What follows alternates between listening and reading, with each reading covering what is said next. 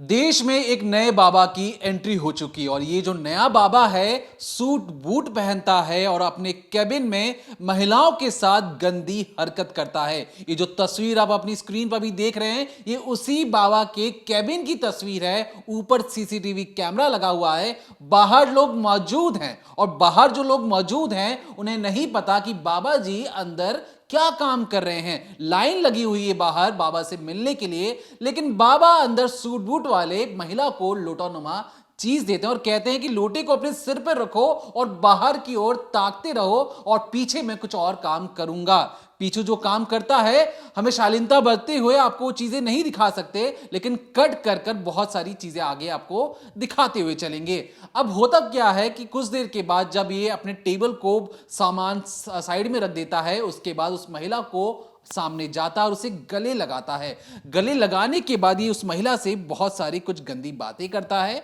और ये जो महिला लगातार उसके साथ हाँ में हाँ मिलाती है, मानो उसे सम्मोहित कर लिया गया हो। वो नशे में थी ये जो महिला थी, क्योंकि जो दावा किया जा रहा है कि बाबा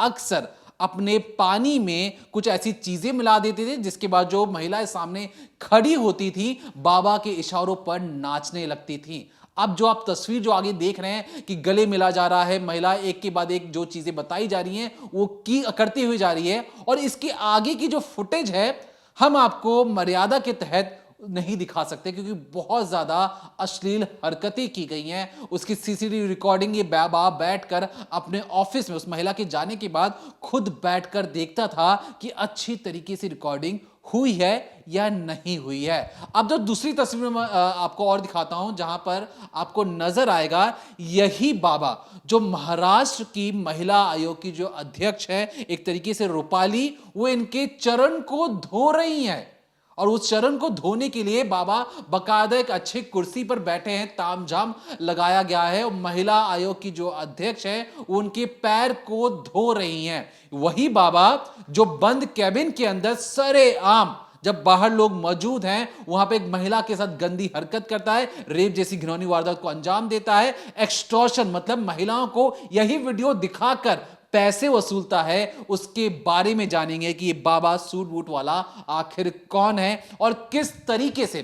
20 साल पहले इसने जहाज में समंदर में जहाज में काम करने वाले जहाज में काम करता था, वहां से नौकरी छोड़कर ये महाराष्ट्र में आता है। तमाम तरीके की तस्वीरें हैं और कहा तो ये भी जा रहा है कि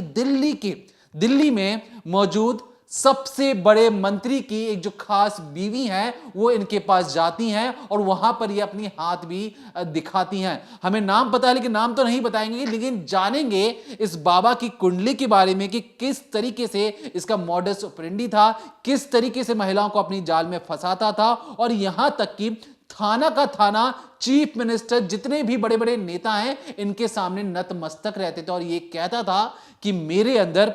महादेव का अंश है, मैं महादेव को देख सकता हूं, उनकी बातें आपको बता सकता हूं। क्या है पर्दे के पीछे की वो डरावनी कहानी जहां पर एक साथ 60 से ज्यादा अश्लील वीडियो पेनड्राइव के अंदर मौजूद हैं। अलग अलग महिलाओं को इसने शिकार बनाया है, बचने की भरसक कोशिश की है। पुलिस वालों को भी पता था गलत चीजें हो रही हैं लेकिन वो हाथ डालने से पहले झिझक रहे थे। क्या है पर्दे के पीछे की कहानी, जानेंगे इस डिकोडिंग क्राइम के जरिए।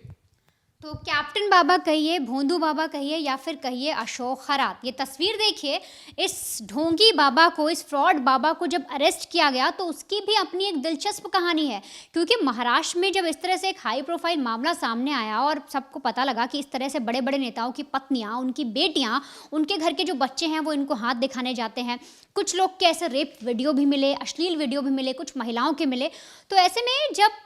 पुलिस को समझ में आया कि मामला बहुत गंभीर है, बड़ा हो सकता है, तो ऐसे में एसआईटी का गठन किया गया और कहा गया कि चुपचाप इस मामले को पर अपनी नज़र रखो, इन्वेस्टिगेट करो और इस भोंदू बाबा को, यानी कि जो अशोक खरात है, इसको अरेस्ट करो। और बाकायदा आप ये सोचिए जब इन्वेस्टिगेशन की गई, सारे सबूत जुटाए गए, उसके बाद मतलब भोंदू बाबा को, ये जो अशोक खरात है, इसको भनक भी नहीं लग रही थी कि आसपास के जो पुलिस वाले इसके तैनात हैं वो इस पर निगरानी रख रहे हैं और किस तरह से इसके खिलाफ इन्वेस्टिगेशन चल रही है। और उसी के तहत जब पुलिस इसे अरेस्ट करने पहुंचती है, जब उन्हें पता चलता है कि अपने फार्म हाउस में आधी रात को ये सो रहा है, तो पुलिस भी बाकायदा ढोंग करती है, चोर होने का नाटक करती है। पुलिस जो है वो फार्म हाउस के इर्द गिर्द सायरन बजाना शुरू कर देती है, बार बार चिल्लाना शुरू होता है, अरे चोर चोर चोर चोर चोर घुसाया। और ऐसे में जो सिपाही थे वो कूद कर फार्म हाउस के अंदर घुसते हैं, कुछ आगे से जाते हैं। इसके बाद दरवाज़ा पीटा जाता है और कहा जाता है आपके बंगले में चोर आ गया है, चोर आ गया, हमने देखा है। और ऐसे में जो अशोक खरात है वो अपने बेडरूम में जब उठता है और इसके बाद बड़े आराम से पुलिस वहाँ तक पहुँचती है, उसको अरेस्ट करके ले आती है, क्योंकि उनको डर था कि अगर भरी दोपहरी में इनको बता कर अरेस्ट किया जाए तो हो सकता है इनके जो अनुयायी हैं, जो इनको मानते हैं, वो कुछ दंगा फसाद कर दें या कुछ ऐसी चीज़ें हो जाए जिससे गिरफ्तारी पर रोक लग जाए। इसलिए बड़ी चालाकी से अशोक खरात को गिरफ्तार किया गया। अब ये जो अशोक खरात है, ये जो ढोंगी बाबा है, अगर आप इसकी तस्वीरों को देखेंगे तो सूट बूट वाला बाबा है। खुद को बताता है कि मैं महादेव का अवतार हूँ, मैं महादेव से बात कर सकता हूँ, मैं आपका भविष्य बता सकता हूँ, मैं बता सकता हूँ कि आपके परिवार में कब कौन सा दुख संकट आने वाला है और उसका निवारण भी, कि आपको किस तरह से उससे बचना है, मैं वो भी आपको बता सकता हूँ। अब ये जो ढोंगी बाबा है अशोक खरात, इसकी अगर आप तस्वीरें देखें तो इसके पास अपना एक प्राइवेट जेट भी है। देखिए यहाँ पर ये बाकायदा 2 पायलट्स के साथ खड़ा हुआ है। भरपूर पैसे हैं इसके पास क्योंकि ये लोगों को ठगता है। अब इस बाबा के पास आप जितना सोच सकते हैं, जितने बड़े लोगों को सोच सकते हैं, जिनका नाम आपके दिमाग में आ सकता है, वो सब इसके आगे नतमस्तक होते हैं, इसके सामने हाथ दिखाने जाते हैं। उनके घर की जो बहू, बेटियां, माएँ हैं, वो भी इस बाबा के सामने जाते हैं। जिस तरह से दीपक ने शुरुआत में कहा, तो सोचिए सेंट्रल की सरकार में कैसे शख्स हैं, कैसे नेता हैं जिनकी पत्नी इनकी भक्त हैं और इनसे मिलने जाती हैं, इनको हाथ दिखाती हैं। तो ऐसे में जब पड़ताल की गई और जब कई सारी तस्वीरों को देखा गया तो उसमें कई सारे ऐसे सरकारी आदमी देखने को मिले जो बाबा के पास जा रहे हैं। उसमें IAS, IPS, बड़े अधिकारी, पुलिस वाले, उनके घर की बच्चियाँ, उनके घर की बहुएँ, यहाँ तक कि नेताओं के बच्चे, जितने भी बड़े ब्यूरोक्रेट्स हैं और बड़े बड़े सेलिब्रिटीज़ हैं, हर कोई इस बाबा के आगे नतमस्तक होता है। अब ऐसे में एक सामाजिक कार्यकर्ता हैं अंजलि दमानिया, उन्होंने ये तक कह दिया कि ये जो बाबा है ये खास तरह का ओशनो जल तैयार करता है। और ओशनो जल कैसे बनाता है? वो एक वियाग्रा जो होता है उसके ज़रिए उस जल को तैयार करता है और फिर बड़े बड़े लोगों के, यानी बड़े बड़े रईस लोग के, चाहे वो सेलिब्रिटी हो, नेता हो, किसी पॉलिटिकल पार्टी से हो, ब्यूरोक्रेट्स हो, बिजनेसमैन हो, वहाँ से वो लोग हेलीकॉप्टर भेजते हैं और बाकायदा हेलीकॉप्टर के अंदर उस जल को भेजा जाता है। जो बाबा जल बनाता है वियाग्रा के साथ, वो उन जल को पैक करता है और फिर बड़े बड़े लोगों तक भेजता है हेलीकॉप्टर के द्वारा। यहाँ तक कि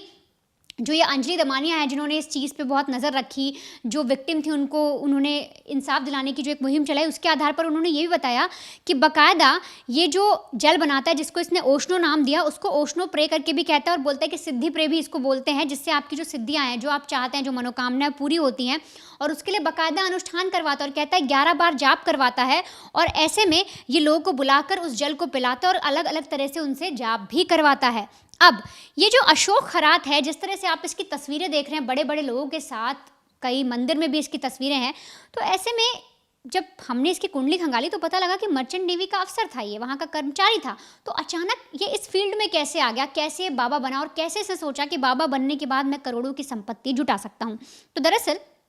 पता ही चलता है कि शुरुआत में जब इसने अपना करियर चुना तो ये मर्चेंट नेवी में काम कर रहा था। अब इसी बहाने से मर्चेंट नेवी में होने के नाते ये अलग अलग देशों में जाने लगा। अब अलग अलग देशों में जब ये जाने लगा तो वहाँ से इसने कई सारी भाषाएं सीख ली। भाषाएं सीखने के बाद ये तरह तरह के लोगों से मिला, तो इसे समझ में आया कि लोगों को बेवकूफ़ बनाना बहुत आसान है। इस शख्स ने सबसे पहले ये समझा कि लोगों की फितरत क्या होती है, लोग किस चीज़ से डरते हैं, और इसे समझ में आया कि अगर किसी इंसान को डर है तो उसको आसानी से बेवकूफ़ बनाया जा सकता है, और इसने उसी डर का फ़ायदा उठाया। अब इसने भाषाएं सीख ली थी, इसके बाद ये भारत में आता है, दक्षिण भारत जाता है, वहाँ से साउथ की जो जितनी भी लैंग्वेज है उनको भी सीखता है। इसके अलावा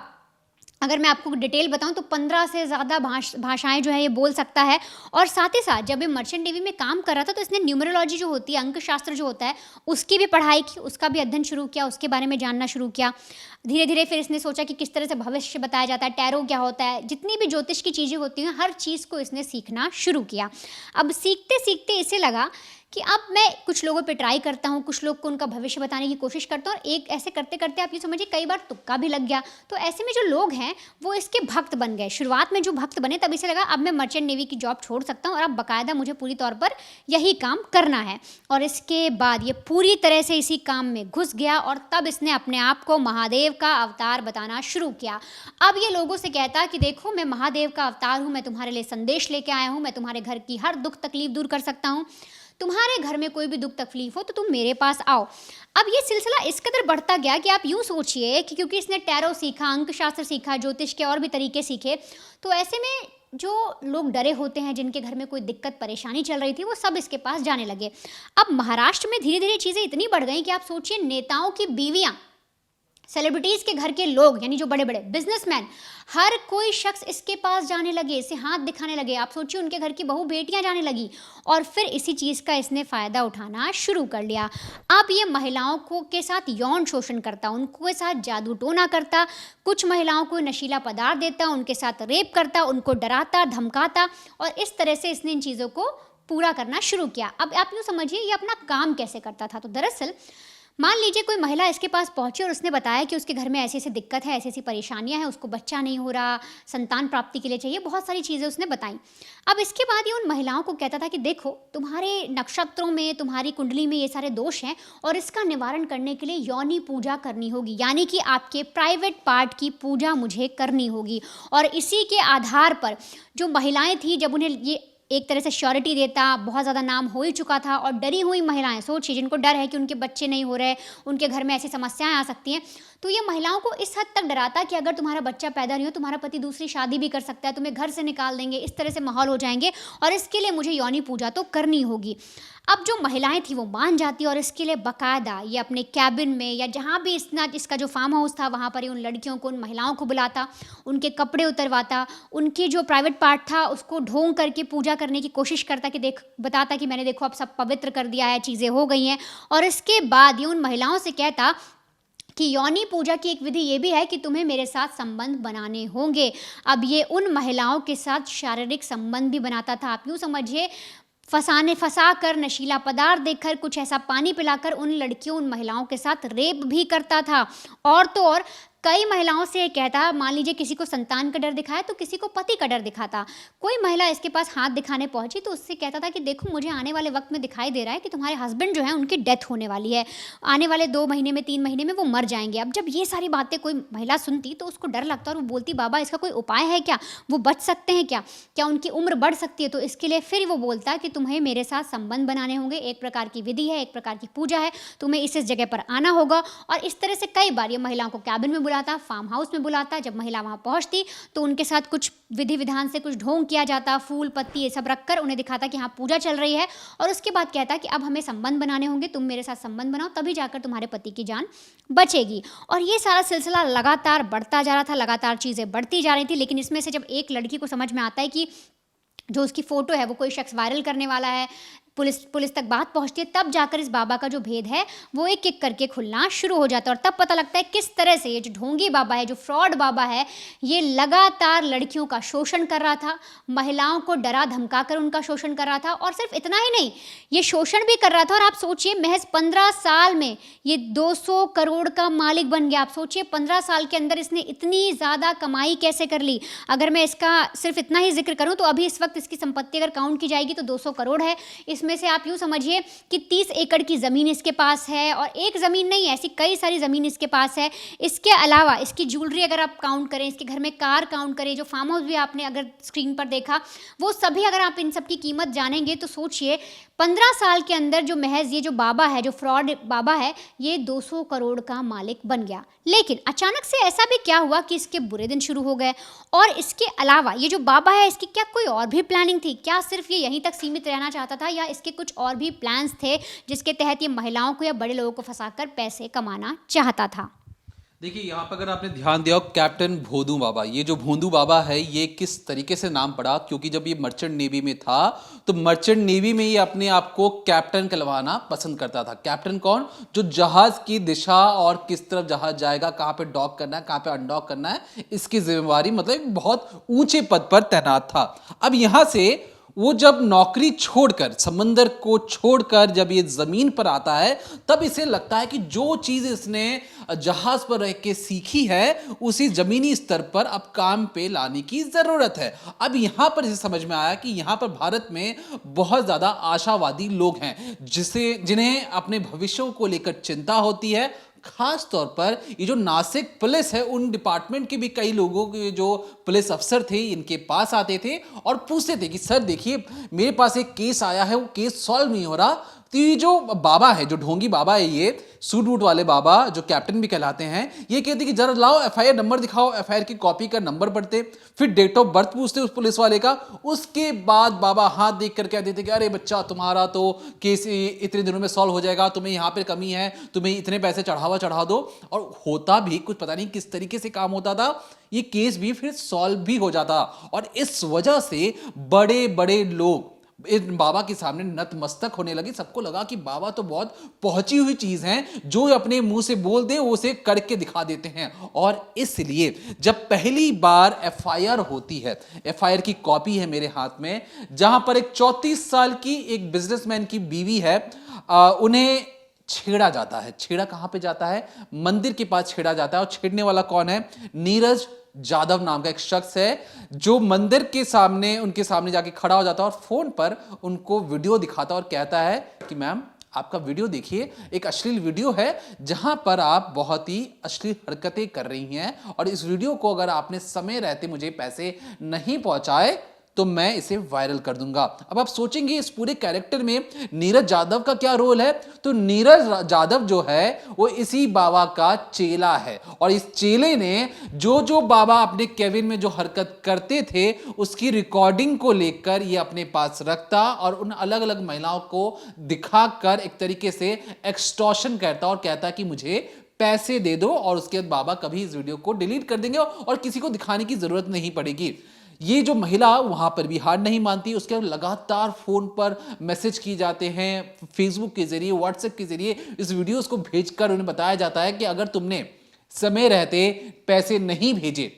इस वीडियो को सोशल मीडिया में तो बाद में वायरल करेंगे, उसके पहले तुम्हारे पति को दिखाकर बता देंगे कि किस तरीके से तुमने इस सारी गंदी हरकतें की हैं, और इसके बाद तुम्हारी पोल खुल जाएगी। अब महिलाओं के पास, जो बिजनेसमैन जो महिला थी उसके पास इतने पैसे थे नहीं, और वो चली जाती हैं सीधे तौर पर पुलिस थाने में। पुलिस थाने में जब ये जाती, जो पूरा वाक्य मैं आपको जो बता रहा हूं, ये पिछले साल दिसंबर का है, लेकिन अभी जो गिरफ्तारी हुई वो अभी हुई है। तो इसमें कहानी क्या पता लगती है?